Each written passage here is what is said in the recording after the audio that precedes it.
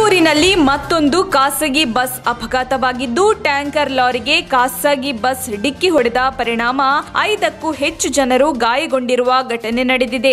ಇಂದು ಬೆಳಗಿನ ಜಾವ 3:50 ಸುಮಾರಿಗೆ ತುಮಕೂರು ಹೊರವಲಯದ ಅಂತರಸನಹಳ್ಳಿ ರಾಷ್ಟ್ರೀಯ ಹೆದ್ದಾರಿ 48 ಬಳಿಯ ರಂಗಪುರ ಬಳಿ ಘಟನೆ ಸಂಭವಿಸಿದೆ. ಹಿಂಬದಿಯಿಂದ ಬಂದು ಖಾಸಗಿ ಬಸ್ ಡಿಕ್ಕಿ ಹೊಡೆದ ಪರಿಣಾಮ 5ಕ್ಕೂ ಹೆಚ್ಚು ಜನರು ಗಾಯಗೊಂಡಿದ್ದಾರೆ. ಅದೃಷ್ಟವಶಾತ್ ಯಾವುದೇ ಪ್ರಾಣಾಪಾಯ ಸಂಭವಿಸಿಲ್ಲ. ಖಾಸಗಿ ಬಸ್ ಸೋರಬದಿಂದ ಬೆಂಗಳೂರು ಕಡೆಗೆ ತೆರಳುತ್ತಿತ್ತು. ಘಟನೆಗೆ ನಿಖರ ಕಾರಣ ತಿಳಿದು ಬಂದಿಲ್ಲ. ತುಮಕೂರು ಗ್ರಾಮಾಂತರ ಪೊಲೀಸ್ ಠಾಣೆ ವ್ಯಾಪ್ತಿಯಲ್ಲಿ ಘಟನೆ ದಾಖಲಾಗಿದೆ. ವರದಿ AN ಪೀರ್, ತುಮಕೂರು.